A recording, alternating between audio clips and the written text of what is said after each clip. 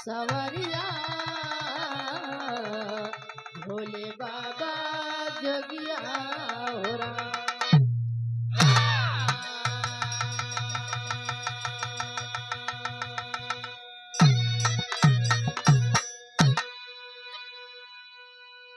चार लाइन भूमिका में कहना है, कैसे भैया?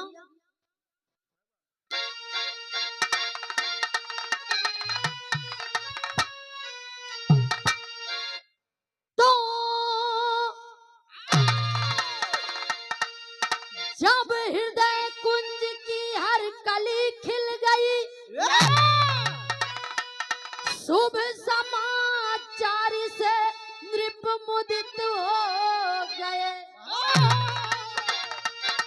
करके अभिषेक रजनी के चंदा के संग में,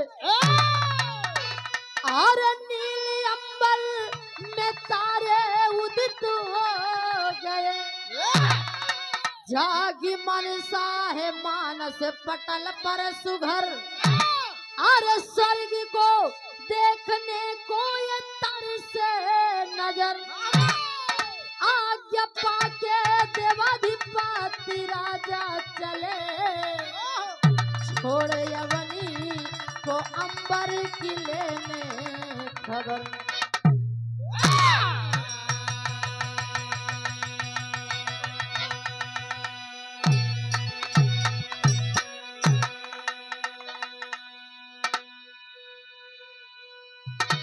गौर करेंगे बाबूजी कि आखिर हमारी कहानी है कहाँ की। ध्यान देंगे आप लोग, हमारे विरह में एक लाइन कव्वाली का टुकड़ा हो भैया। कैसे?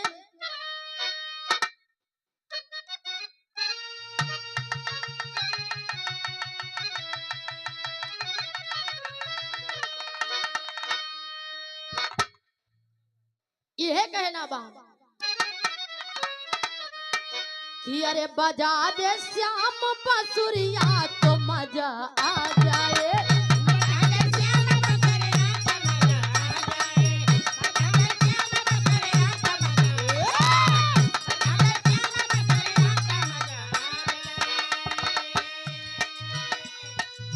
बजा दे श्याम बांसुरिया तो मजा आ जाए।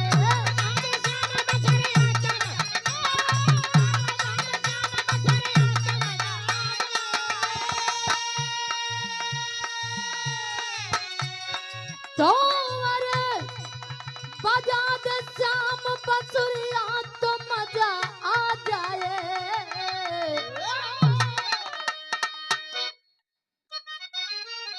कि हिला दे, अरे हिला दे पतली कमरिया तो मजा आ जाए।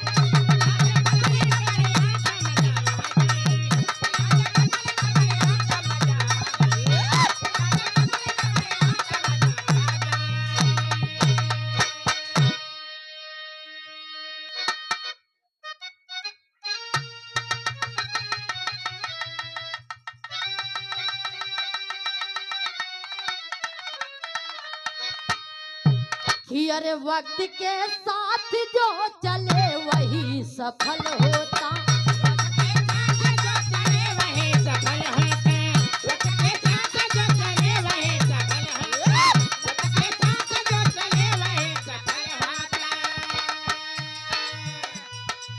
वक्त के साथ जो चले वही सफल होता।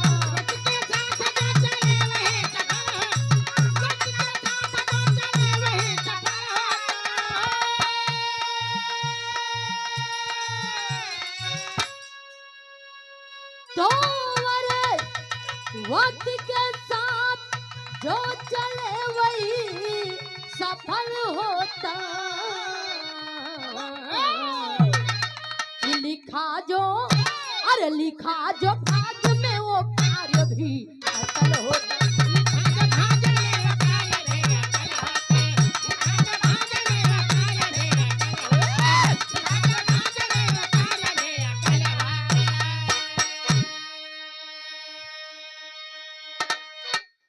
के साथ जो चले वही सफल होता, लिखा जो भाग्य में वो कार्य भी अटल होता। यही से बाबू हमरे विरह में कहानी का शुरुआत होता। वो कैसे भैया नजब के भाव में।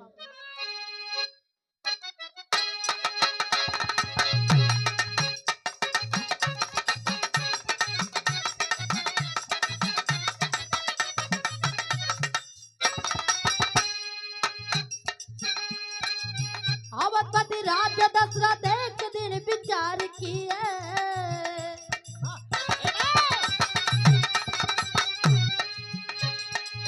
अवधपति राजा दशरथ एक दिन विचार किए, स्वर्ग बिहार की इच्छा का इजहार किए।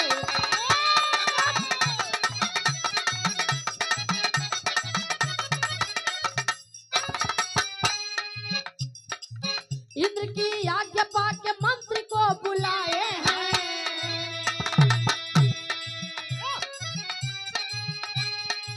इंद्र की आज्ञा पाके मंत्री को बुलाए हैं, राज्य का कार्यभार सौंप के बताए हैं।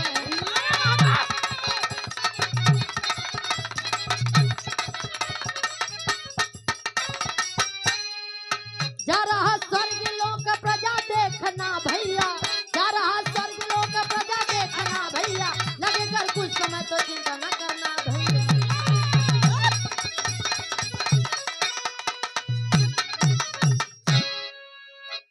आए बाबू, यही से आप लोग कहानी को समझिए। बात उस समय की है, कहा जाता है कि सब अपने करने के अनुसार जे जैसे कर्म करे रहा था ओका वैसे फल मिला था। लोग मरे के बाद क्यों स्वर्ग लोग जाता, जैसे कर्म करे रहा थी क्यों नरक लोग। लेकिन इधर देखिए, चक्रवर्ती सम्राट राजा दशरथ जी अपने मन में विचार विमर्श किए, अपने मन में यह विचार करता कि सब मरे के बाद स्वर्ग लोग देखे जाते, हम अपने जियत जिंदगी स्वर्ग लोग देखे जाते। देखे राजा साहब करत ही का, भगवान इंद्र जी का आज्ञा पाई के और चल देती पूरा अपने राज्य का कार्यभार सब मंत्री के भरोसे छोड़ के। आज जब चला थी तो कैसे चला थे भैया, का गीत लाइन बा।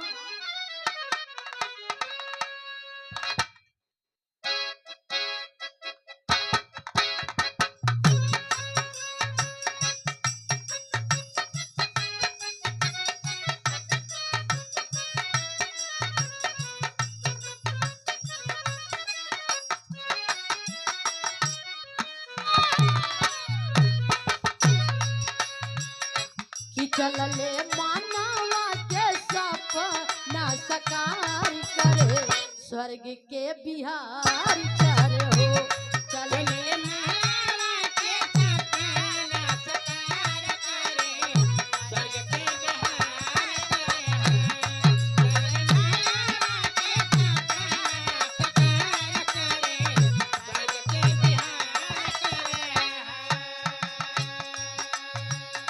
राजा साहब चल दे थी बाबू, तब हो थे का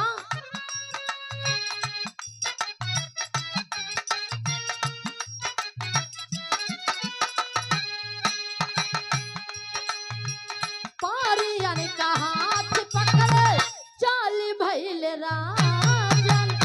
पारियन का हाथ पकड़े, चाली भइल राजन। पारियन का हाथ पकड़े,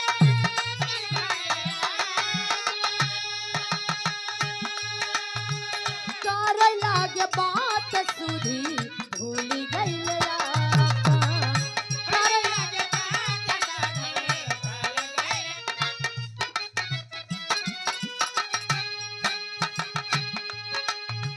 पारियन का हाथ पकड़े, चाली भइल राजन। पारियन का हाथ पकड़े, चाली भइल राजन। पारियन का हाथ पकड़े, चाली भइल राजन।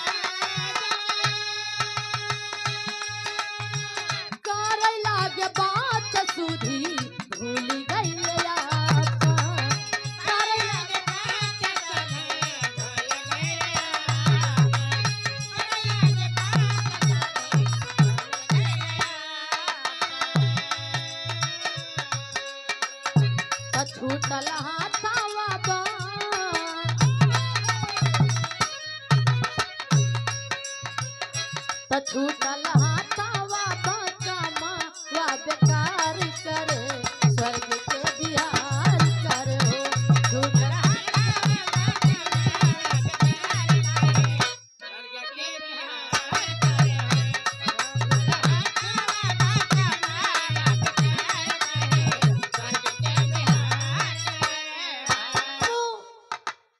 चक्रवर्ती सम्राट राजा दशरथ जी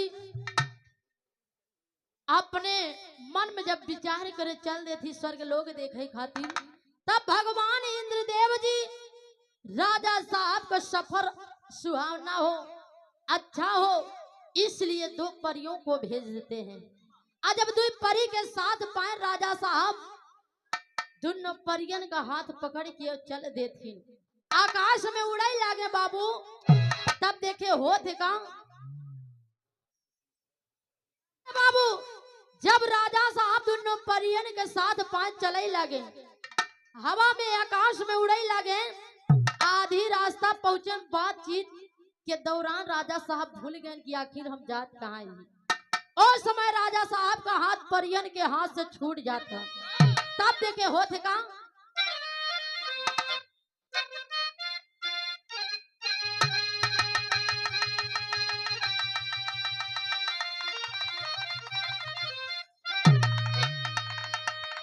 कि छूटी गई ले हाथावा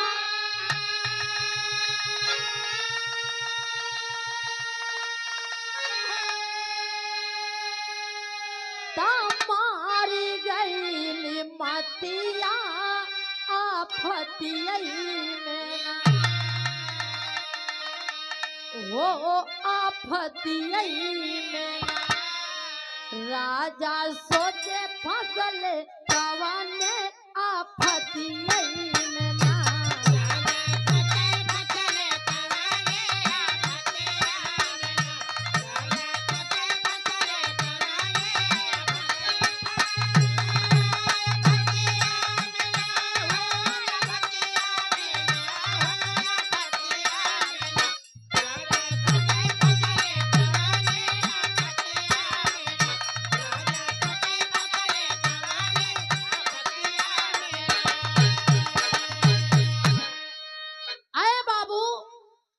गौर करेंगे आप लोग, जब राजा साहब का हाथ परियन के हाथे से छूटा, क्या कहा ऊपर की तरफ जाए कि राजा साहब धीरे धीरे धरती की ओर खींचा आवत है।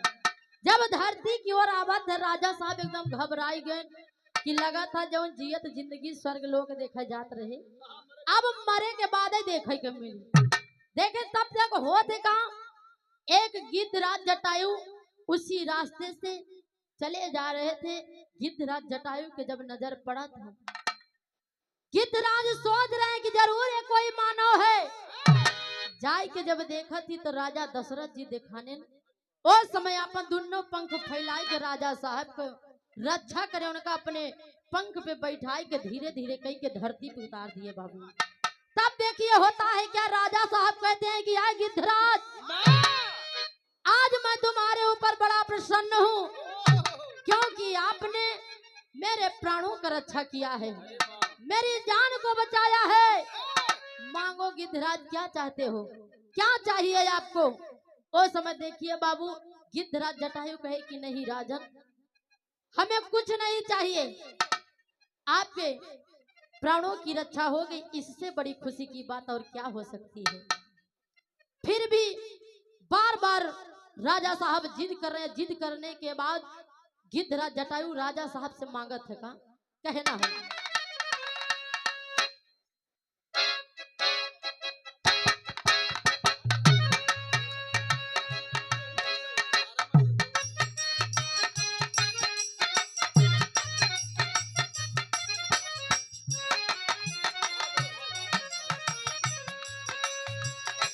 ये मांगे गिद्धराज का मांगे जटायु तब राजा से मंगनावा हो।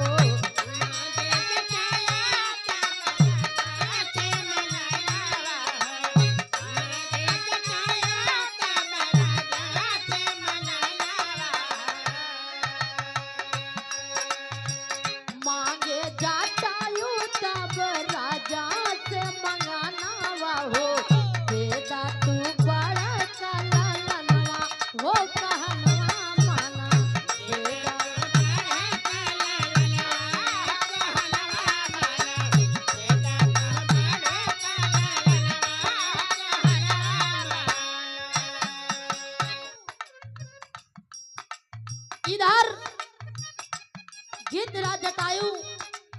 राजा दशरथ जी से कह रहा है कि अय राजन, अगर आप हमारे ऊपर प्रसन्न हुए हैं तो मैं जो मांग रहा हूँ आपसे वो हमें दीजिए दान में।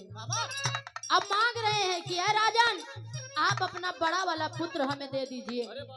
ये बात कब की है, गौर करेंगे आप लोग। जौने समय राजा साहब का बियाह शादी नहीं भरा है उस समय राजा साहब हंसने लगे, कहते हैं कि आए गिद्धराज, कौन बड़े वाले पुत्र की बात कर रहे हो? अभी मैं कुंवारा हूँ, अभी मेरा विवाह शादी नहीं हुआ। फिर भी गिद्धराज राजा साहब से वचन कहता है गिद्धराज की आए राजन, आप हमसे वादा करिए, आप हमसे वादा करिए कि जब आपको पुत्र रत्न की प्राप्ति होगी तब आप हमें बुला करके अपना बड़ा वाला बेटा हमें दे देंगे। राजा साहब कहते हैं कि रघुकुल रीति सदा चली आई, प्राण जाए पर वचन न जाए। मैं वादा करता हूँ गिद्धराज, जिस दिन मेरा विवाह होगा और मुझे बाल बच्चे होंगे मैं आपको बुला करके अपना बड़ा वाला बेटा दे दूंगा। धीरे धीरे समय बीतता गया। राजा साहब का विवाह भाई एक नहीं तीन रानियों के संग में, तीनों रानियों के संग में विवाह हुआ। पूरा उम्र बीत गया बाबू। चौथेपन में होते कहाँ, तेरी में कहना भैया,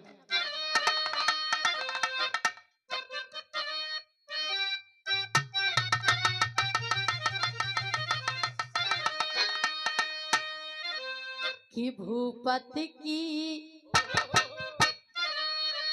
इच्छा पूरी,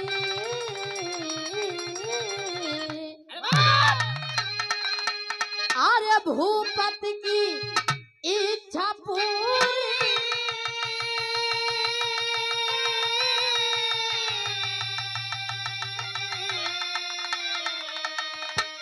भूपति की इच्छा पूरी ना हुई। अरे नृपत से गिद्धराज लेता है कठिन परीक्षा। आए बाबू, धीरे धीरे समय बीतता गया। राजा साहब को पूरा उम्र बीत गया। चौथापन जब लगा था तो राजा साहब लड़का बदे करत ही का, लड़का बदे पुत्रेष्ट यज्ञ करवावत ही बाबू। तब देखे होते का गीत लगा था भैया,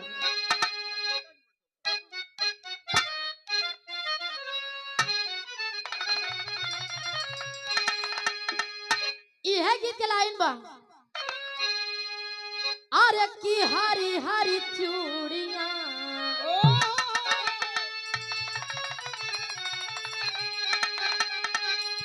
की हरी हरी चूड़ियां, घना की जाल कंगना, हरी हरी चूड़ियां, घना की जाल कंगना, हरी हरी चूड़ियां, घना की जाल कंगना,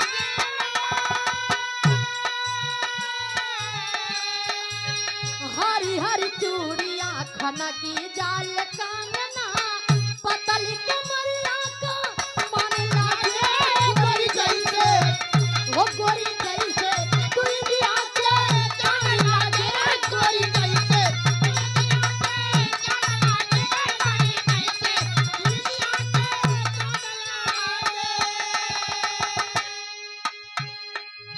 लेकिन धीरे धीरे समय बीतता गया बाबू। तब होता है क्या,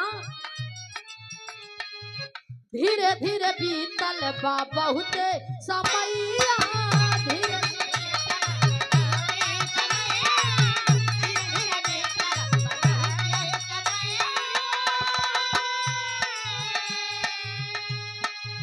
धीरे धीरे बीतल बा बहुत समैया, पुत्र यज्ञ राजा कारले तब बुढ़ैया में, अब बुढ़ैया में चार चार लाल भैले,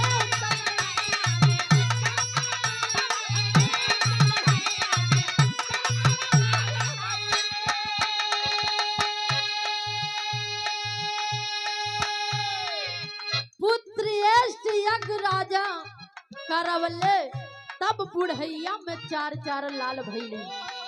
जब बाबू राजा साहब पुत्रेष्ट यज्ञ करवाए तब देखे राजा साहब की जब तीनों रानी खीर खाती तब जाई के उनके लड़का होती, तब होते का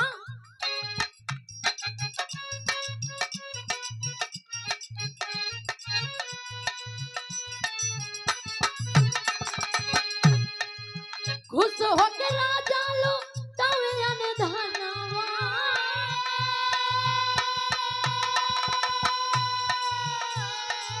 झूम पुरवात बाज सगरो बजनवा।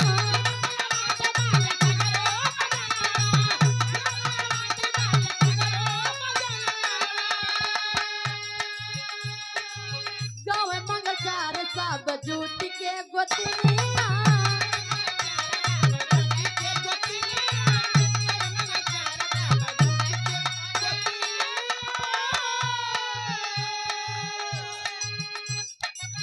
गाँव मंगचार सब जुट के गोतनिया, देवता गगन फूल बरसैले तब बुढ़ैया में, तब बुढ़ैया में चार चार लाल भैले तब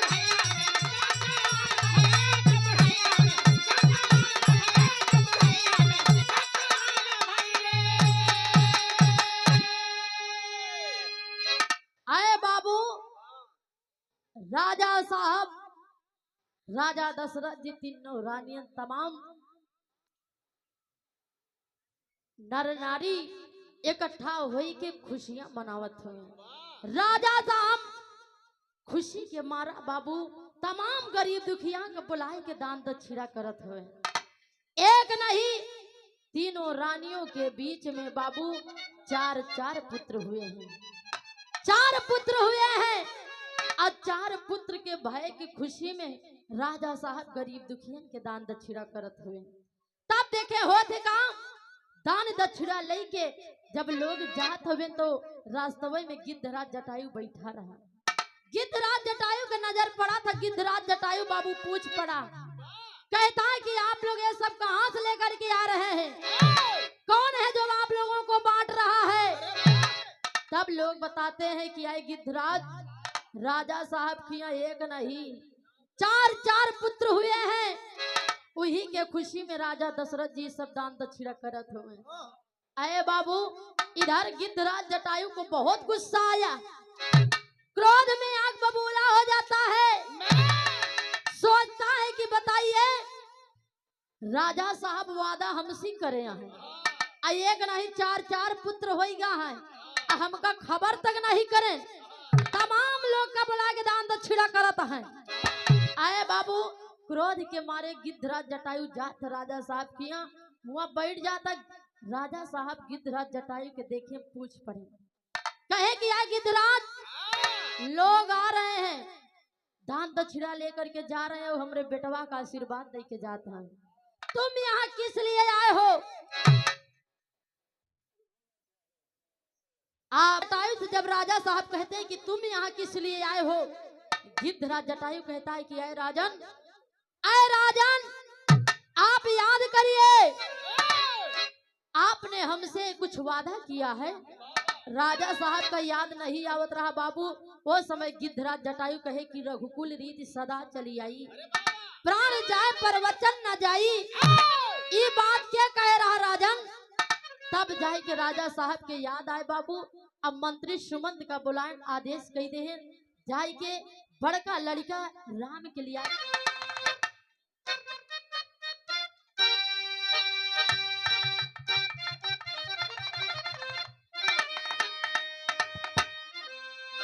इधर गिद्धराज जटायु प्रभु श्री रामचंद्र जी के लेके चल देता बाबू। होते का खिचो चवा में लिहले उठाई, अरे चोचवा में लिहले उठाई, जटायु गई ले रही लाई।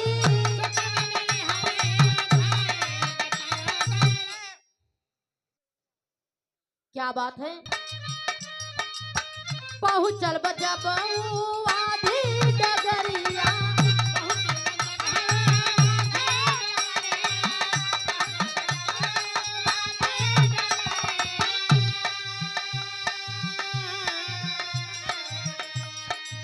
भगवान के मनवा में भइली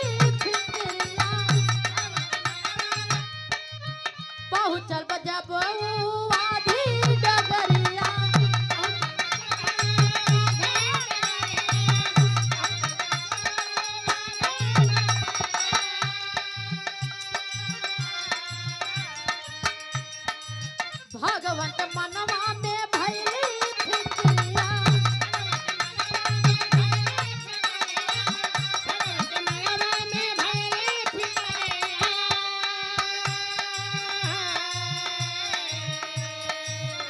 अरे प्रभु जी गए करुआई,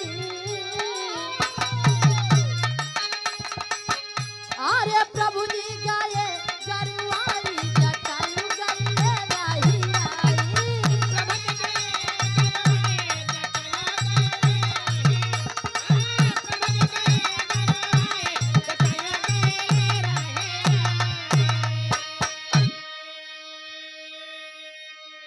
आए बाबू।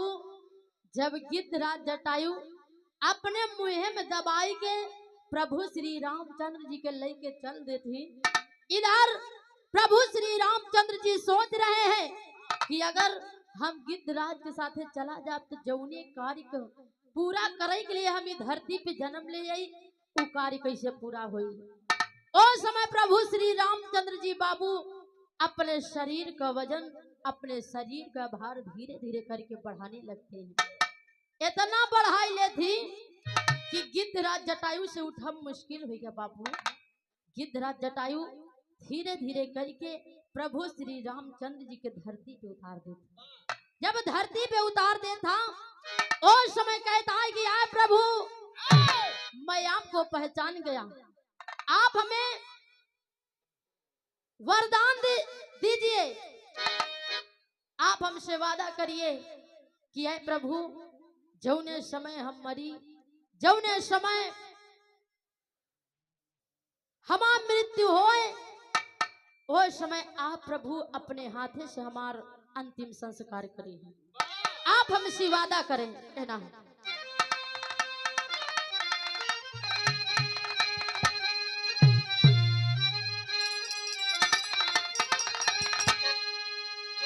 आए बाबू, भगवान मर्यादा पुरुषोत्तम श्री रामचंद्र जी गिद्धराज जटायु को वचन दिए, वादा किए कि आए गिद्धराज, चाहे मैं अपने पिता श्री का अंतिम संस्कार ना कर पाऊं, लेकिन मैं आपका अंतिम संस्कार जरूर करूंगा, क्योंकि आप हमारे धर्म के पिता हैं। गिद्धराज जटायु को बाबू मर्यादा पुरुषोत्तम श्री रामचंद्र जी अपना धर्म का पिता मान लिए। जौने समय 14 वर्ष का वनवास हुआ था, वो समय बाबू जब वनवास में आए प्रभु श्री रामचंद्र जी, तब उधर चक्रवर्ती सम्राट राजा दशरथ जी का मृत्यु हुई था। ऐसे अपने पिता श्री का अंतिम संस्कार नहीं कर पाए, लेकिन देखिए प्रभु श्री रामचंद्र जी वादा किए हैं गिद्धराज जटायु से, जौने समय वनवास में जाती लंकापति रावण द्वारा बाबू मैया सिया जी का हरण हो था। उस समय जब पुष्पक विमान पे बैठाई के जब लंकापति रावण चला थी, उस समय गिद्धराज जटायु जब रोके की कोशिश करा था, खींच के तलवार लंकापति रावण मार देते हैं, एक पंख कट जाता है।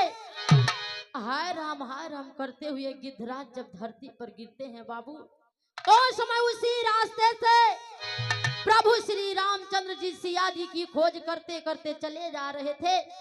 हाय राम की आवाज सुने, गिद्धराज जटायु के पास जा करके प्रभु श्री रामचंद्र जी अपने को गिद्धराज जटायु बताते हैं कि मेरा पंख लंकापति रावण काटा है और मैया सिया जी को लेकर के लंका की ओर गया है। वही बताते हैं बाबू, तब तक अपने प्राणों को तज दिए।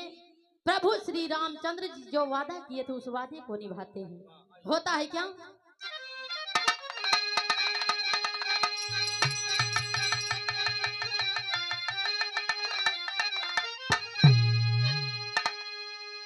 अरे अंत समय में दिहले राम दर्शन गिद्ध जटायु के, अरे अंत समय में दिए राम दर्शन गिद्ध जटायु के, अरे अपने हाथे से दिहले कापन गिद्ध जटायु।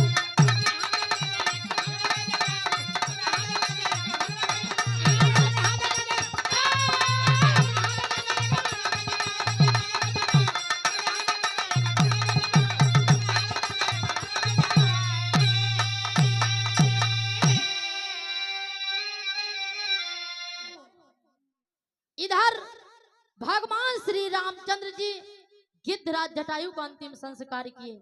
कहा जाता है कि जैसे करनी वैसे भरनी, जैसे कर्म करी बाबू ओका वैसे फल मिली। आप लोग आए हैं माता रानी के दरबार में अपनी अपनी श्रद्धा को लेकर के। आइए आखिरी लाइन में कहना है,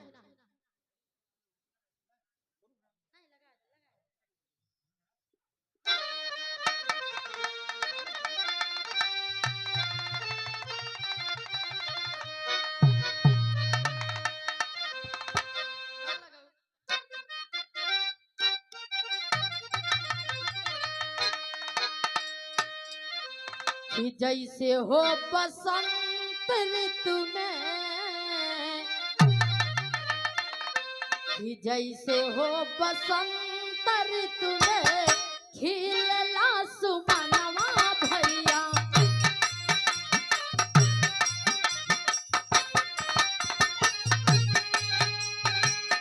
जैसे मिल सागर सना बिहार सा,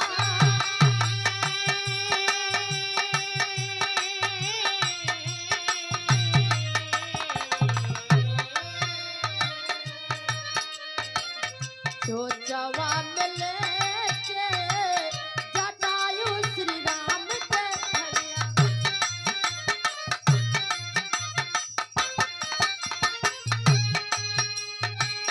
आपन आत्मा दिए परमात्मा से मिला,